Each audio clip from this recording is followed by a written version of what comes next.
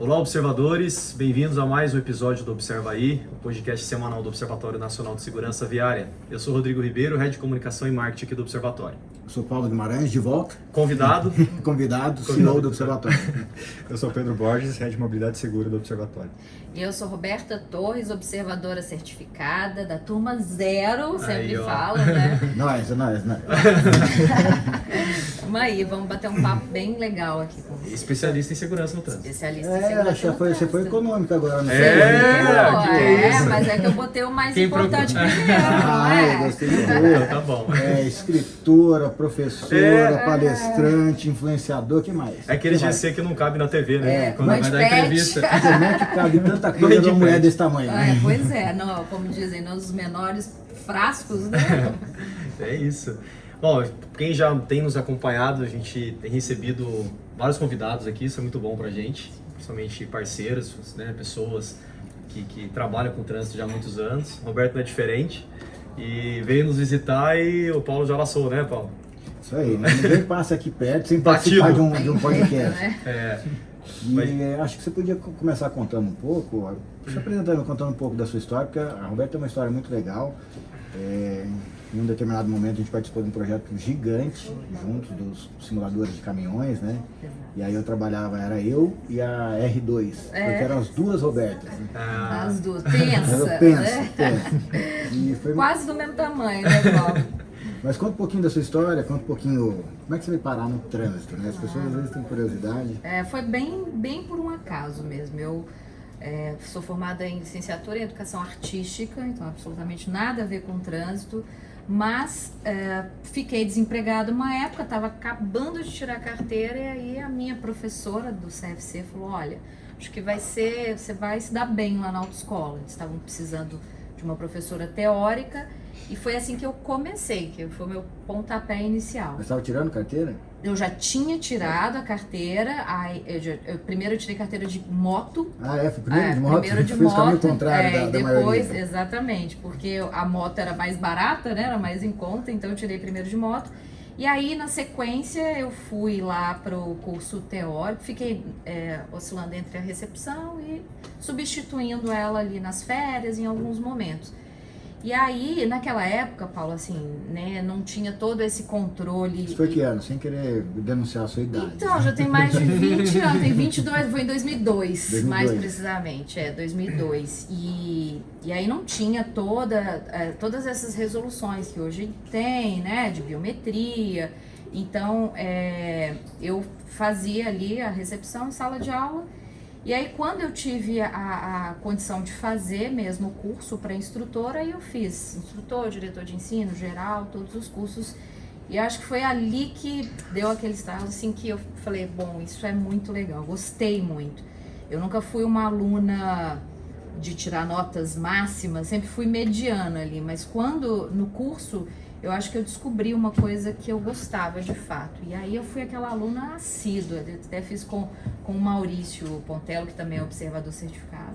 E assim foi o início, aí depois surgiu a oportunidade de comprar um CFC em 2005, aí depois em 2009 pós-graduação, 2016 mestrado, e tô nesse trabalho aí já há bastante tempo, mais de 20 anos. E hoje você acha que você, se a gente tivesse que te classificar, vamos dizer assim, você é uma educadora. Educadora de trânsito. Exatamente. Eu falo que eu uso a minha voz para contribuir, porque eu não gosto de ser tão afirmativa que eu uso a minha voz para salvar vidas no trânsito, mas para contribuir para que isso aconteça. E nessa jornada de educadora, eu sei que você escreveu vários livros, a gente está com uma das coleções aqui que você escreveu aqui, que é para o ensino médio, que é uma carência que a gente tem e talvez um público muito difícil de ser trabalhado, né? Sim. Mas a gente tem ali ensino infantil, que geralmente não se fala muito de trânsito ali, a gente não tem muita ação, muito material para isso. O ensino fundamental, que aí já tem uma presença maior de materiais. O ensino médio, que é um dos poucos trabalhos que existem no Brasil. Sim. E o ensino universitário, que já é uma outra pegada nas campanhas continuadas. Desse processo, fala um pouquinho de cada etapa, assim, onde que tem mais dificuldade, onde que é a característica de cada um, o que se espera e se coloca para essas crianças nessas fases. Sim. Na educação infantil, a gente fica quase que exclusivamente mesmo nas atividades mais lúdicas. Então, partindo do corpo da criança. Trabalhar muito a questão da lateralidade, né, direita e esquerda, onde pode, onde não pode correr. Isso se estende um pouquinho também para o ensino fundamental nos anos iniciais, quer dizer, ali do 1º ao 5º, mas aí já trazendo mais alguns elementos de formas, de cores, de fato, regras, né, na escola principalmente.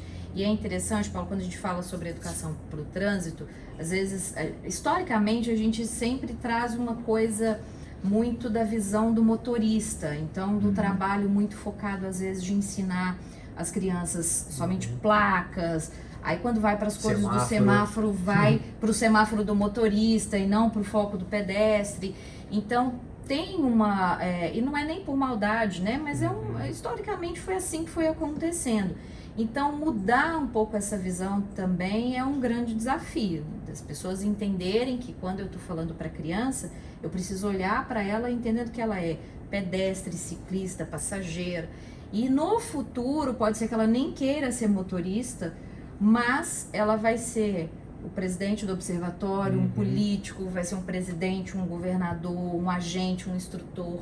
Então, por isso que, de fato, eu acredito vai se envolver no trânsito, né? De alguma forma. E você pensar que a criança que passou pelo ensino fundamental todo, entendendo mais sobre mobilidade humana, mais segura, mais sustentável, naturalmente vai ser um engenheiro, um arquiteto, alguém que vai atuar no trânsito com uma visão melhor do que a gente fala o tempo todo, né?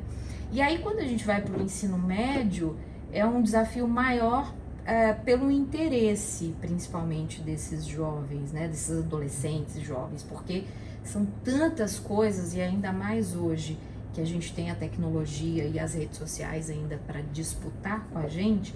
Então, você conseguir atrair esse público é mais desafiador ainda. E aí a ideia é ter o apoio dos professores para o desenvolvimento de projetos ao longo do ano ali, algo que realmente traga o interesse deles de criar, de desenvolver novas soluções, né, para o trânsito.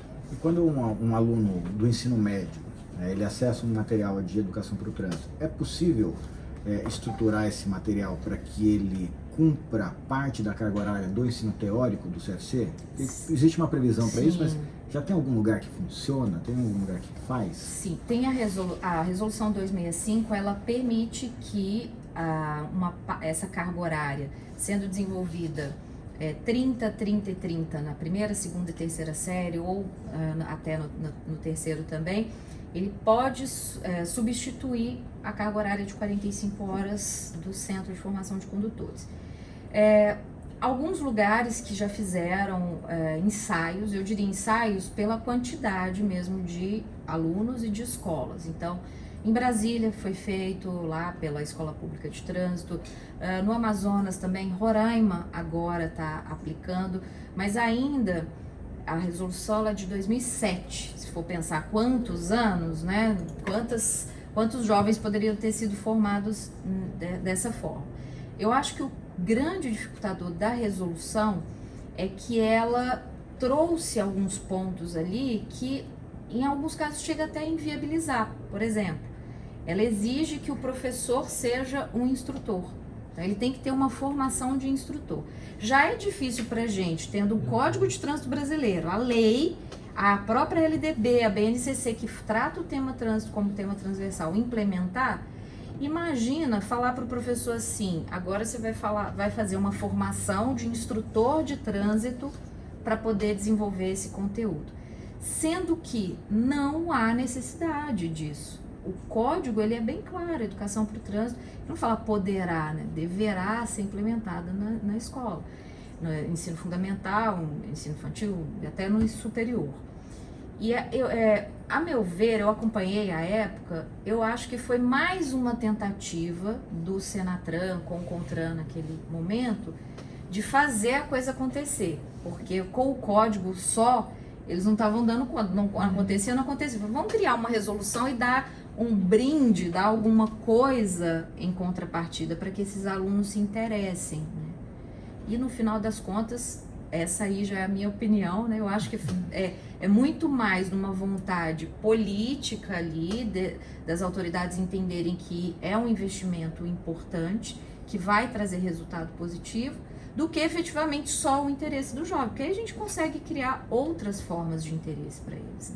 Né? A gente tem uma cultura, investimento em pesquisa, em prevenção, para a gente aqui ainda não é uma coisa como a gente vê em outros locais, né, fora da União Europeia, tem muito isso, trabalhar muito a prevenção. E aí é uma dificuldade que a gente tem, né, porque os resultados de uma iniciativa de educação, enfim, eu acho que eles são inquestionáveis. Só que eles também, de certa forma, são imensuráveis. Né? Então, acho que esse que é o problema. Eu já falei isso algumas vezes aqui. Né? Você tem ali uma situação de um ponto negro de sinistros ali numa determinada rodovia. Você vai pôr um radar ali, você tem uma relação quase direta. Imediato, né? É uma relação direta, você consegue comprovar. Agora, quando você fala de educação para o trânsito, mudança de cultura, aí o negócio fica um pouco diferente. Né? Então...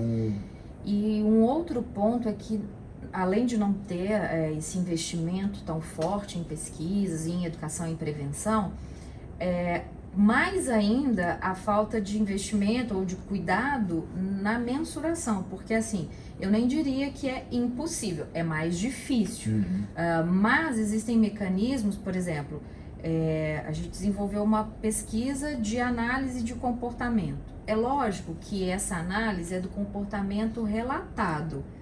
Dá para a gente fazer uma análise de comportamento observado também?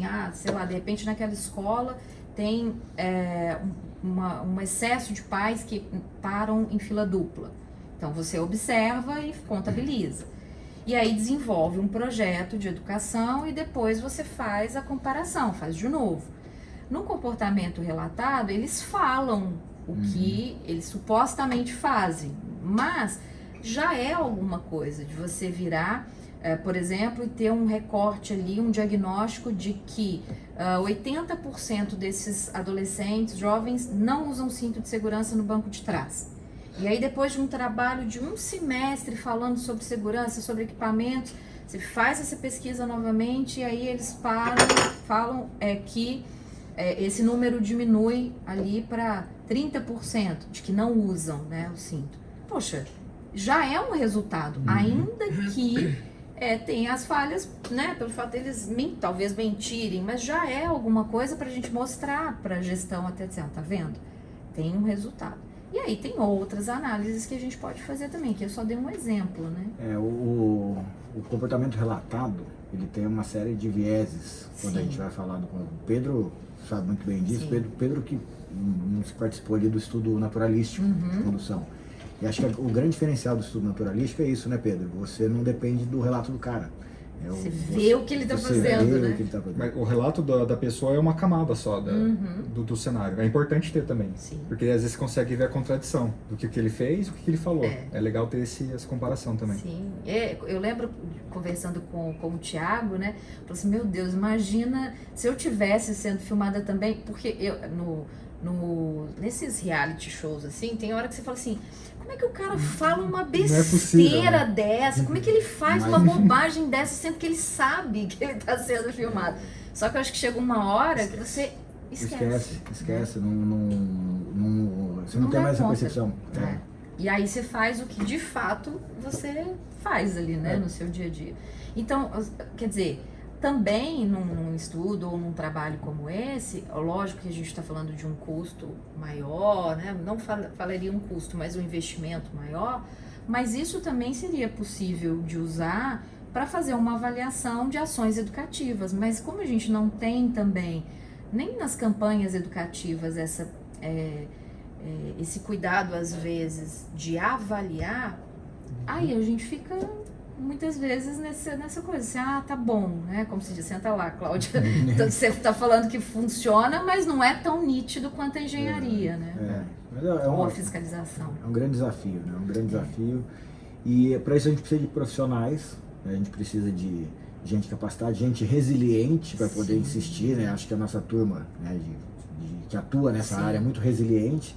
E aí eu queria te perguntar, é possível viver de trânsito? É possível. Olha, que levantado pra você pessoas cortar, hein? perguntam sobre viver de trânsito, né? E sim, eu vivo de trânsito, na verdade, desde que eu comecei lá na autoescola, né? São com formatos diferentes, então aquela época como CLT, depois como empresária, fiquei por 18 anos com o CFC, também vivia de trânsito. E em 2014, quando eu criei a SETS Consultoria, foi porque eu vi ali no meu mundinho de Belo Horizonte, Minas Gerais, eu me comunicava com muitos proprietários e eu senti uma necessidade grande deles de qualificação, de capacitação para os profissionais, principalmente os instrutores. E eu sou muito de pegar, né, a mão na massa. Eu falei, bom, mas onde que tem? Aí comecei a procurar, não via algo específico, além da formação básica. E foi aí que eu montei o primeiro curso para melhorar a qualificação pedagógica dos instrutores, depois das recepcionistas. E aí a SETS, ela começou a ter um volume de trabalho grande e me distanciar um pouco do CFC, distanciar até fisicamente mesmo pelas viagens. E aí eu fui ganhando mais, né, condições de deixando o CFC para quem quisesse ali, né, de fato mergulhar de cabeça. Hoje ela está muito bem cuidada e seguir esse caminho, que não é fácil, não é, né, tem todo um desafio, como qualquer área, óbvio, mas é aquele caso, é o que eu falo até no curso, na imersão Viver de Trânsito, assim, olha, jamais eu vou falar para alguém, larga seu emprego público ou saia da sua empresa e vai viver de trânsito, porque é uma construção, não é da noite para o dia, mas é perfeitamente possível sim. E com o curso eu fui conhecendo cada vez mais gente que vive de trânsito como eu vivo, de maneira autônoma, trabalhando com palestras, com cursos, então... E aí, sim, não só instrutores, então, dos CFCs. Eu, por exemplo, qualquer pessoa pode fazer? Como que funciona isso? O curso, ele precisa de uma base inicial em alguma área do trânsito para que a pessoa possa se desenvolver para atuar especificamente na área deles. Então, assim, uma pessoa que não tem absolutamente nada a ver com trânsito, poderia até assistir o curso? Poderia, mas aí teria que fazer uma adaptação para a área deles, porque eu falo... Precisa ter uma base de sim, conteúdo primeiro. mas os exemplos todos que eu trago são exemplos do nosso métier aqui. Mas eu tenho um médico do tráfego, advogado, psicólogo, instrutor, diretor de ensino. Tem muitos instrutores hoje que não estão atuando mais em CFC, mas com treinamento para habilitados. Então, serve para qualquer pessoa que atua. Engenheiro, o pessoal da área da engenharia ainda não teve, mas poderia também, né? Porque a ideia ali é trabalhar questões como melhorar o seu branding, como melhorar ali o seu posicionamento como profissional de destaque ali na sua cidade, como se preparar melhor para dar uma palestra, para dar uma entrevista, e como é que o Ramalho falava muito essa palavra, né? Como é que você envelopa tudo isso como sendo um produto que seja vendável, né?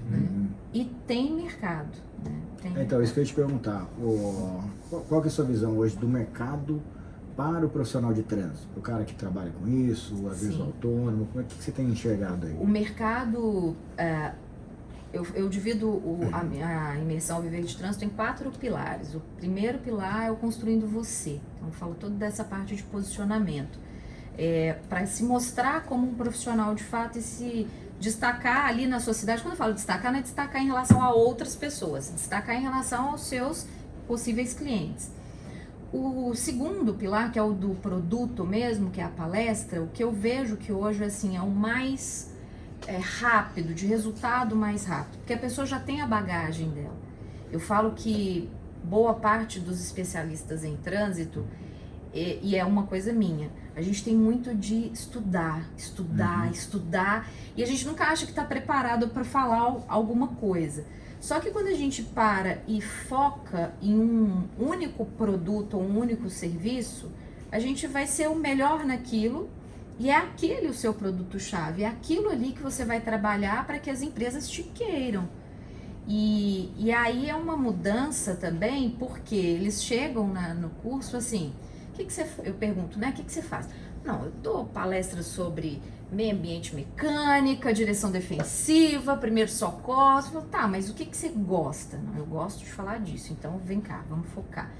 Porque senão você fica ali pipocando num monte de assunto, ao invés de você se dedicar um tempo para estudar e formatar uma palestra bem feita. Então, hoje, aí eu vou trazer os exemplos dos alunos.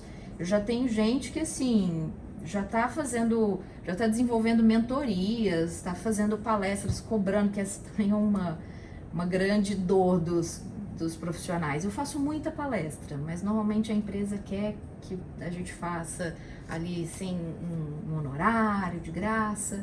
E tem um jeitinho da gente fazer com que a coisa vire, né?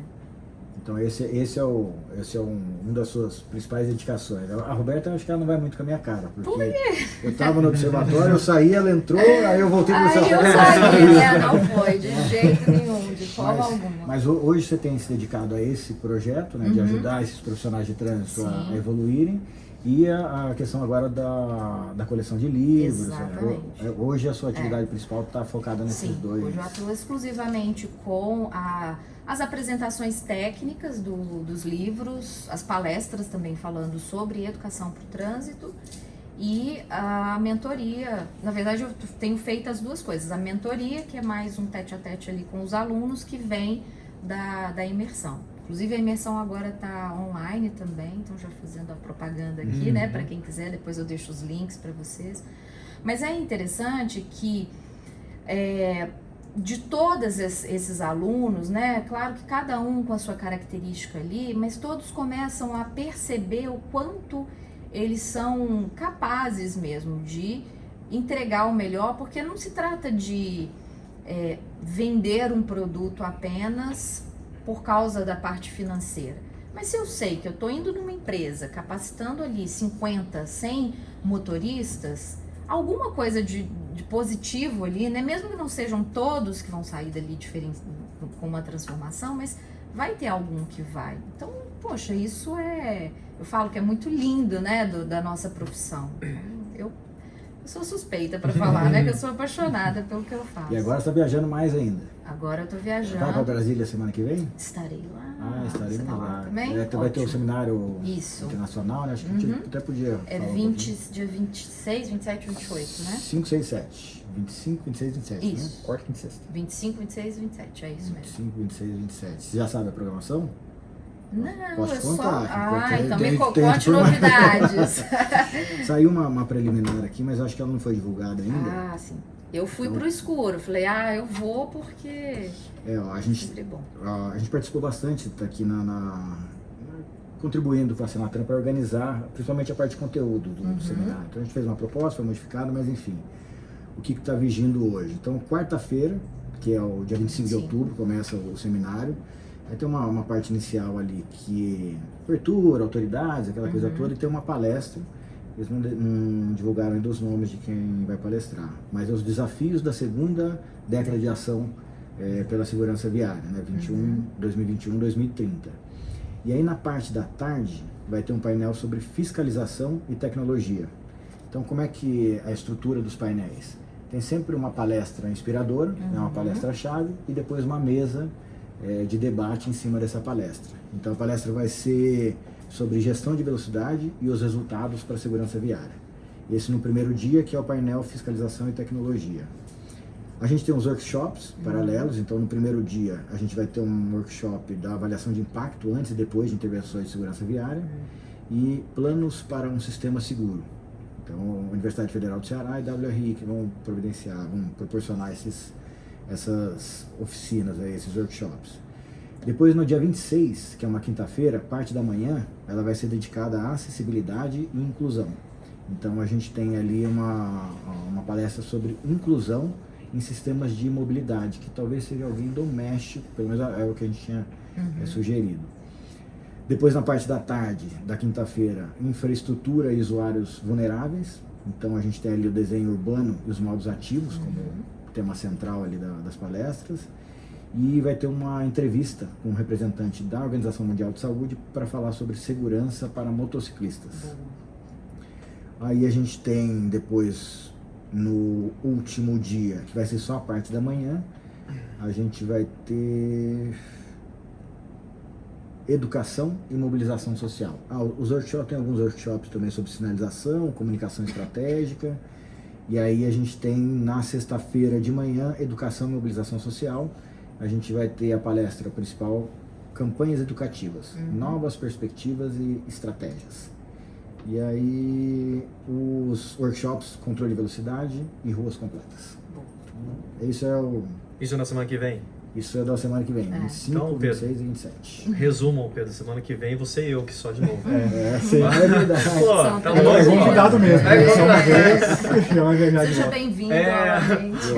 Em paralelo, a gente tem acontecendo, acho que quase nas mesmas datas, o congresso da NTP, que é a Associação Nacional de Transportes Públicos, que aí tem toda a parte de trabalhos que foram apresentados e tal, acho que em São Paulo, se não me engano.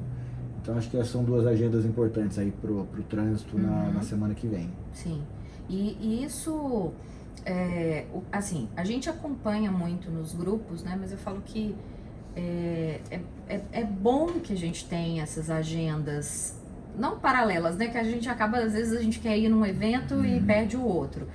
Mas se a gente tivesse talvez uma unificação, assim, de uma divulgação, sabe, assim, tivesse um local em que a gente pudesse colocar, porque aí você entraria ali e falava, bom, então esse mês eu tenho, né, todos os eventos. A gente tem uma parte aqui do... Nossa, não, gente, peraí, deixa eu falar. Ai, me desculpe. Que é a sessão cobrança, né? Ai, perdão. Ele combinou com você? Agora a gente tem a nossa...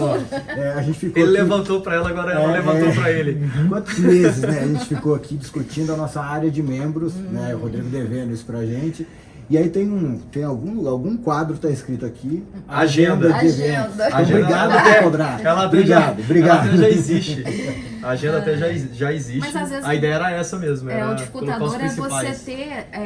porque assim, você pode criar agenda, mas você tem que ter a colaboração dos outros órgãos de dizer também, porque senão fica muito difícil para a gente poder pincelar onde é que está acontecendo. Não tem esse ambiente, né? A divulgação de evento é meio... Por exemplo, o próprio seminário internacional, você ficou sabendo como?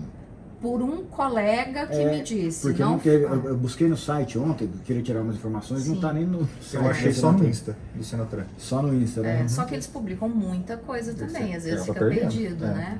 Então, mais uma coisa que a gente quer ajudar. E às vezes você fica sabendo também muito em cima da hora, aí passagem já fica mais complicado, né? Ainda mais para Brasília. Ainda mais para Brasília. Por que o Paulo voltou, hein? Por que a Roberta veio, né?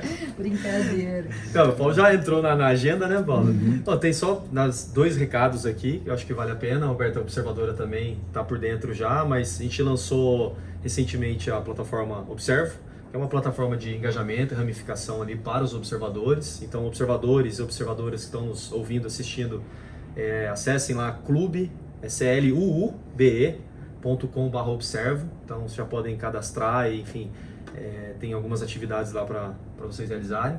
Mais uma plataforma aí digital. Você é da Turma Zero, não vi nenhuma atividade sua lá. A Marina já puxou minha orelha, eu já me comprometi com ela já. Falei, você pode deixar que você é a melhor participante, você vai ver. Mas qual que é a ideia do clube? Até da plataforma Observa. A gente reunir os observadores, hoje a gente está com mais de 500. Né? Mais de 500, a gente está para divulgar a próxima turma agora.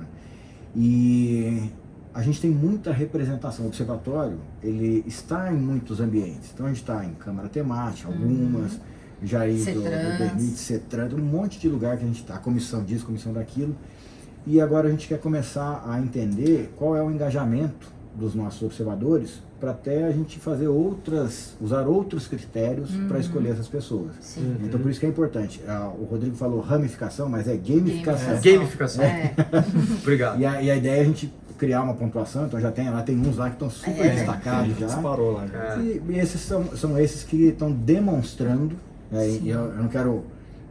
eu sei o que você me conta. Então esses estão demonstrando ter mais engajamento com a causa e com o observatório. Então, teoricamente, esses têm que ser priorizados aí. E é uma forma de você exatamente fazer essa análise, né? Porque, às vezes, a gente sempre falou muito sobre isso. Existem momentos, às vezes, dos observadores, né? Então, tem observador que diz, olha, nesse período aqui eu estou me dedicando lá, sei lá, ao mestrado, à pós-graduação.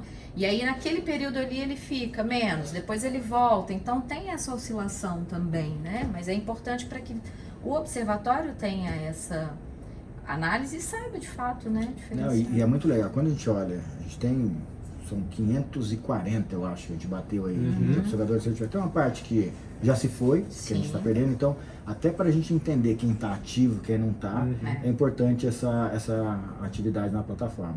Vai ser super legal, tem bastante conteúdo acontecendo lá. Então, para quem é observador, não deixe de se cadastrar lá no Observa, porque a gente vai ter bastante coisa legal que a gente vai tirar de lá. Isso aí. É isso. Dica e curiosidade? Já? Tô Você curioso. não tem mais nada? Não tem mais nada. Vocês não foram nenhum evento semana passada? Já falamos. Já falamos. Já. Foi depois já? Já. Eu que tô atrasado. Já falou. O Paulo chega e já marca, né? Já é segunda ainda. Já tá gravando. Calma, Paulo, né? Verdade. Não aconteceu nada ainda. Não, E aí, a gente tem um quadro aqui de dica e curiosidade da semana, a dica sempre com o Pedro e a curiosidade com o Paulo. E vai ter a partir, eu não vou fazer essa sacanagem, fazer a partir da semana. A partir da semana que vem vai ter piada sobre trânsito com o Rodrigo Ribeiro. Vixe, Maria. Meu Deus, essa vai ser... Vou trazer, vou ter que pesquisar, né? Vai. Tem que dar uma Te estudada. ajudar o chat GPT. Então, porque o Chat GPT, minha Rodrigo, mãe é piadista. ele tem umas habilidades adicionais aqui do que... Mas normalmente a piada é sem graça. Mas assim... Ô, Silvio Santos, pergunta pra ele a dica da semana. Silvio Santos. Sim. No ar não vai conseguir fazer. Não sei. Pô, você tá saindo da pauta. Verdade. Agora tem pauta. Tá, então, e aí? Eu sempre trago, geralmente eu trago alguma coisa que aconteceu comigo ou vejo acontecendo no trânsito. Geralmente no satélite. Geralmente no satélite, mas dessa vez foi no São Dimas. Quarta-feira à noite eu tava por lá e lá no São Dimas, não sei qual rua que tem a faixa exclusiva ou preferencial de ônibus. Eu não sei como é que tá aqui. Preferencial de ônibus aqui em São José. E muitas vezes a faixa fica na direita e o motorista tem que pegar um pouquinho da faixa para fazer a conversão à direita. Só que episódios passados eu trouxe a dica de sempre deixar a distância de segurança para o veículo da frente, por causa de frenagens bruscas, etc. Só que nesse caso é ao contrário. Eu vi um motorista entrando na frente de um ônibus que estava numa certa velocidade, só que o ônibus não tem a mesma capacidade de frenagem do que o veículo que ele estava. Então ele freou muito em cima do ônibus e entrou à direita e quase deu uma colisão ali com o ônibus. Então a minha dica dessa semana é também você pense no veículo mais pesado que vem atrás, não tente frear tão bruscamente na frente dele. O coletivo sempre tem que ter prioridade, né? Olha só quantas pessoas tem dentro do ônibus e quantas pessoas tem dentro do seu carro. Geralmente você está sozinho, né? E engraçado que mesmo a gente trabalhando com segurança, com educação no trânsito, a gente fala isso o tempo todo, mas a percepção que eu tive quando eu tirei a categoria D, primeira vez que eu fui dirigir, estava chovendo. E aí você vai parar, mesmo era um micro-ônibus, mas mesmo assim, e aí que você fala, caramba, acho que não vou ficar tão cedo, fiquei um bom tempo sem ficar andando na frente de veículos pesados, porque se tem uma percepção completamente diferente mesmo, né? Uma coisa legal, assim, é que a gente no projeto que a gente trabalhou de simuladores de direção, é muito diferente um veículo leve de um veículo pesado, mas muito mesmo, até como você olha no retrovisor. E o projeto que a gente trabalhou foi muito legal, porque eu não sei se vocês já conheceram o simulador de direção do SESC Senat para veículos pesados, caminhão carreta. Eu já vi foto, eu acho. É uma nave espacial com movimento, nossa, é sensacional. E aí qual foi o nosso desafio? A empresa que vendeu os simuladores para o SESC Senat precisava entregar junto um plano pedagógico de aulas. Entendi. E aí a gente ficou responsável por montar esse plano. Então, as Robertas faziam a parte teórica e eu ia lá pro simulador testar para ver se estava dando certo lá. Mais ou menos isso, né? Foi um desafio, mas foi um projeto bem bacana, que tá foi. mudando até hoje, né? Tá até hoje, tá até hoje. Acho que até eu ouvi falar aí que eles iam ampliar, ia comprar mais, mas é super legal. E por que eu tô falando isso? Porque quando você dirige no simulador, quem não tem simulator sickness, que é aquele passa mal com simulação, mais ou menos 20% da população, o restante, em 1 minuto e meio, 2 minutos, dentro daquele simulador, que é a imersão total, já era. Que é aquele negócio da câmera, né? Do estudo naturalístico. Você esquece que você está no simulador. A imersão é tão grande, e aí você vai percebendo que você acelera uma carreta, não é igual acelerar um carro, demora, parece um trem. Então é muito legal. Quem tiver a oportunidade de passar pelo Senat, eu sei que é muito restrito e tal, mas é uma experiência interessante. E a diferença também, até que você sente quando você está transportando líquido, ou quando a carga está vazia, está cheia, né? Então está com a carga total, tudo isso também tem a diferença. Né? E o nosso trabalho, o simulador, ele dá todos os recursos para você, fazer o que você quiser. E aí o nosso trabalho é o seguinte, não deixar um instrutor fazer o que ele quisesse. Por quê? Porque, o simulador, assim, tem o simulador e tem um posto de comando, que é uma salinha, e aí tem uma outra sala que ficam os alunos vendo a aula prática lá. Até para organizar essa metodologia foi um desafio, né? E você pode, né, o cara tá lá dirigindo a carreta, você pode passar um pedestre na frente dele, você pode estourar um pneu. Quando você tá na cabine, aquele negócio do ser humano, de querer sacanear, pra divertir. Então, ele tá indo bem, eu vou soltar um cachorro na frente dele agora. Então, a ideia era evitar isso e que essas intervenções cumprissem um plano e um objetivo pedagógico. Então, esse foi o cenário controlado. O trabalho. A gente fez caminhão, carreta, ônibus. Ao todo, inicialmente era mais... puxa ali pra mim, ó. Então, eram 10 cursos e depois acabou virando 30 cursos diferentes. 30 cursos. Não, aqui, foi aqui, nossa senhora, tá pesada. Uma das caixas com parte dos conteúdos. Condução de risco, porque daí para cada modal tinha um curso. Então esse aqui era condução de situações de risco, aí a gente tinha aqui condução antecipada, segura e econômica, manobra de veículo, uso de tecnologias embarcadas no veículo, tudo isso, conteúdo usando o simulador.